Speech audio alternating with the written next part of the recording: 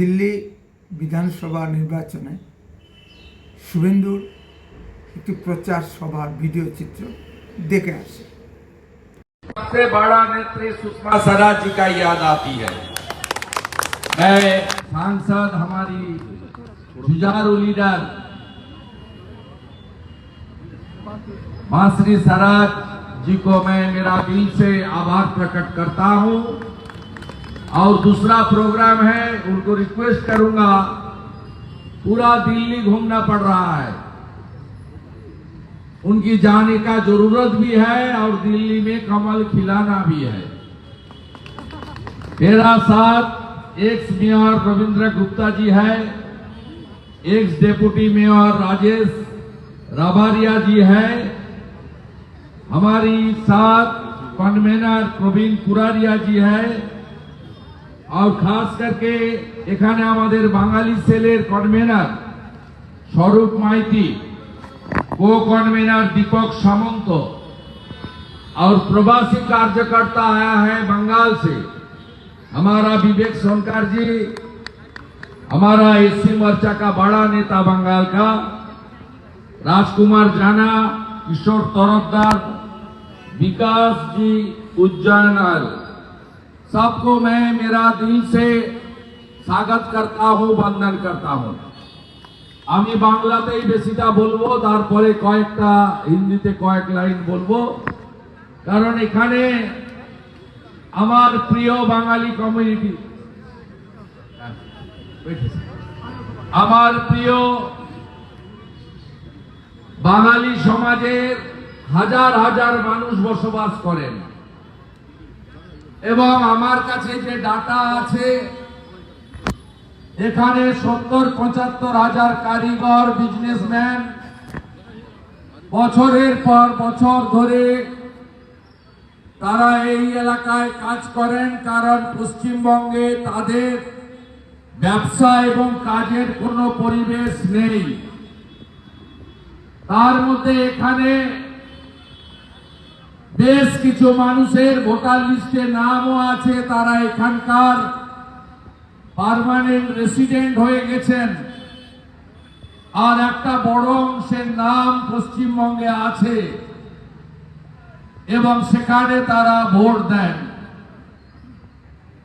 हरियाणा का जीत हमारी है, महाराष्ट्र का जीत हमारी है, अब दिल्ली का बारी है, और 26 में बंगाल का बारी है।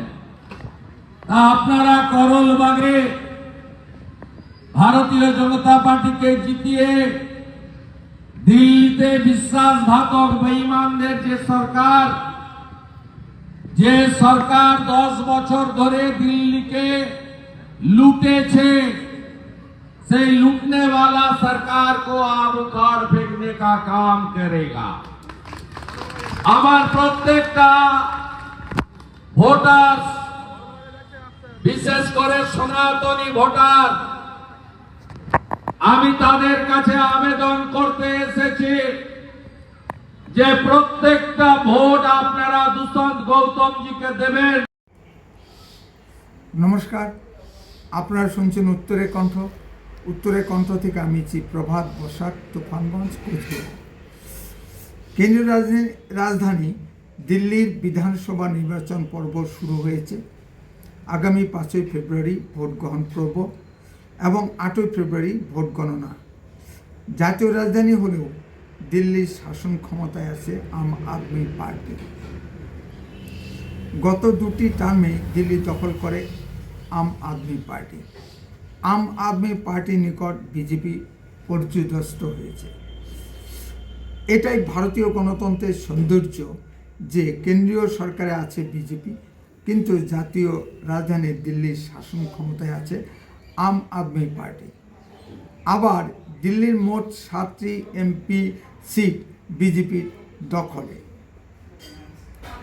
কেন্দ্রে বিজেপি, কিন্তু রাজ্যে আম আদমি পার্টি। এখনও একটি রাজ্যে নির্বাচন অনুষ্ঠিত হতে যাচ্ছে। সুতরাং আশা করা যায় প্রতিদ্বন্দ্বিতা চূড়ান্ত পর্যায়ে হবে। গত 2টি টার্মে সব বিরোধী দলগুলি আম আদমি পার্টির ছাতার তলায় একত্রিত হয়েছিল। এবার কিন্তু সেরকম কিছু হয়নি।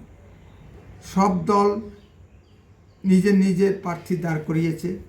এবার হবে মজার খেলা।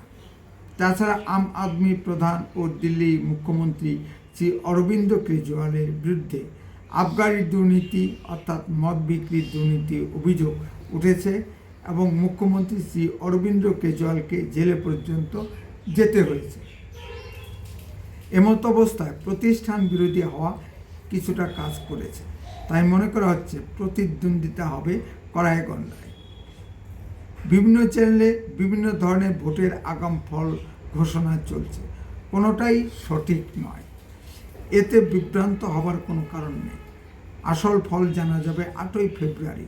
আমাদের এ পর্যন্ত অপেক্ষা করতে হবে।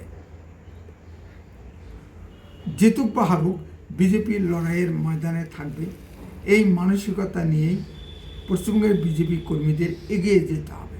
তবে একটা কথা ঠিক যে পরাজিত রাজনৈতিক দলের কর্মীদের উপর তৃণমূলের মতো সন্ত্রাস হবে না।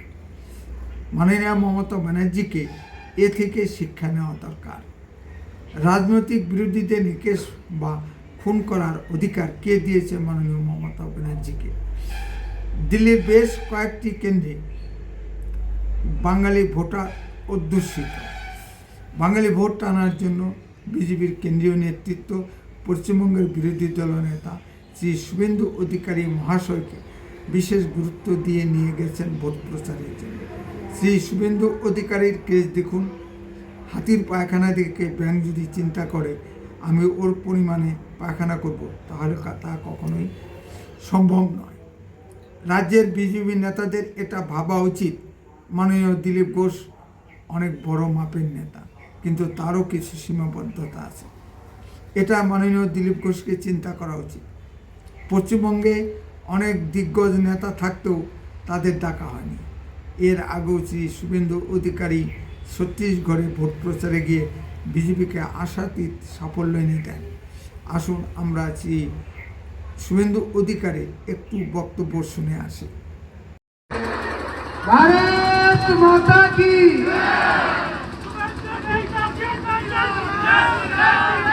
भारत माता की जय श्री राम। वंदे नरेंद्र मोदी जी जिंदाबाद।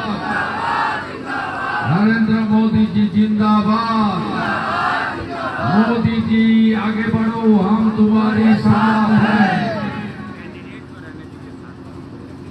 मैं इस क्षेत्र की मतदाता, हमारी गणदेवता जनता जनार्दन, मैं आप सबको नमन वंदन आभार प्रकट कर रहा हूं। विश्व की सबसे बड़ा पार्टी, लोकतांत्रिक पार्टी, जिस पार्टी का एक ही मंत्र है nation first, Bharatiya Janata party की ओर से मैं कुछ बात हिंदी में बोलूंगा, इसलिए यहाँ हिंदी स्पीकिंग भी ज्यादा है और कुछ पश्चिम बंगाल का बंगाली समाज से जुड़ा हुआ मेरा रिश्तेदार भी यहाँ है। बांग्ला में तो कुछ बोलबो। আমি প্রথমেই আমাদের বাঙালি প্রকোষ্ঠের যারা নেতারা আছেন, যারা আপনাদের সঙ্গে মিলিয়ে দিলেন, তাপস রয়, কিশোর তরফদার, অরুণ মুখার্জি, পিঙ্কি কুন্ডু, এদেরকে আন্তরিক ধন্যবাদ অভিনন্দন জানাই। हम सब यहाँ आए हुए हैं काल हमारी देश की मान शान। রাজ্য স্তরে শ্রী শুভেন্দু অধিকারীকে নিয়ে এত দ্বন্দ্ব কেন? যার জেতা স্থান সুযোগ দাও করিয়া লইতে সন্ধান। অনেক প্রশ্ন থাকলেও এই মুহূর্তে পশ্চিমবঙ্গের বিজেপিতে শ্রী শুভেন্দু অধিকারী ছাড়া আর কোনো গ্রহণযোগ্য নেতা আছেন কি? শুধু দলের মধ্যে নয়, দলের বাইরে বৃহত্তর পরিসরে সর্বজন স্বীকৃত গ্রহণযোগ্য নেতাটিকে বলতে পারবেন কি? আমি শ্রী শুভেন্দু অধিকারী ছাড়া আর কাউকে দেখতে পাচ্ছি না। মাননীয় দিলীপ ঘোষের বিজেপির ভিতর গ্রহণযোগ্যতা আছে, কিন্তু দলের বাইরে মাননীয় দিলীপ ঘোষের তেমন গ্রহণযোগ্যতা নেই। এখানে পশ্চিমবঙ্গে বিজেপির এমন একজন রাজ্য সভাপতি চাই যার দলে এবং দলের বাইরে সর্বজন স্বীকৃত গ্রহণযোগ্যতা তৈরি হয়েছে। মমতা ব্যানার্জি যেমন আন্দোলনে আগুনে পুড়ে পুড়ে আজকের মমতা ব্যানার্জিতে পরিণত হয়েছে, তেমনি শ্রী শুভেন্দু অধিকারীকে আন্দোলন ও সন্ত্রাসের আগুনে পুড়ে লোহা থেকে ইস্পাত হতে হবে। সে যোগ্যতা শ্রী শুভেন্দু অধিকারীর নিশ্চয়ই আছে, শুধু ধৈর্য সহকারে বিজেপিতে টিকে থাকতে হবে। অনেক সুযোগ সন্ধানী বিজেপি ছেড়ে তৃণমূলে গিয়েছে। তারা তৃণমূলে কী গুরুত্ব পেয়েছে? গেছেন কচুবঙ্গে লাত খাওয়া জয়প্রকাশ মজুমদার, শ্রী প্রবল সুপ্রিয় এবং ইদানিংকালে যোগ দিয়েছেন প্রাক্তন কেন্দ্রীয় প্রতিমন্ত্রী জন বার্লা। মমতা ব্যানার্জি এদের কি চোখে দেখেন তা অবশ্য বলতে পারবো না, তবে সাধারণ জনগণ ও তৃণমূল কর্মীরা এদের দল বদলু বিশ্বাসঘাতক, দালাল ও সুযোগ সন্ধানী হিসেবেই পাবে। উচ্চ পারিবারিক ঐতিহ্য সম্পন্ন উচ্চশিক্ষিত শ্রী শুভেন্দু অধিকারী অবশ্যই পশ্চিমবঙ্গের বিজেপিকে সঠিক দিশা দেখাতে পারবেন আশা করি। উত্তরে কণ্ঠ সর্বদাই বাস্তব ও সত্য কথা বলে। আরও এ ধরনের ভিডিও পেতে দয়া করে এক্ষুনি চ্যানেলটিকে সাবস্ক্রাইব করুন। আপনার মূল্যবান মতামত কমেন্টে লিখুন। বেশি বেশি করে লাইক শেয়ার করে সবাইকে দেখার সুযোগ করে দিন। উত্তরে কণ্ঠ দেশের কথা বলে, দশের কথা বলে। আপনারা চোখ রাখুন উত্তরে কণ্ঠের পর্দায়। বন্দে মাতরম। ভারত মাতা কি জয়।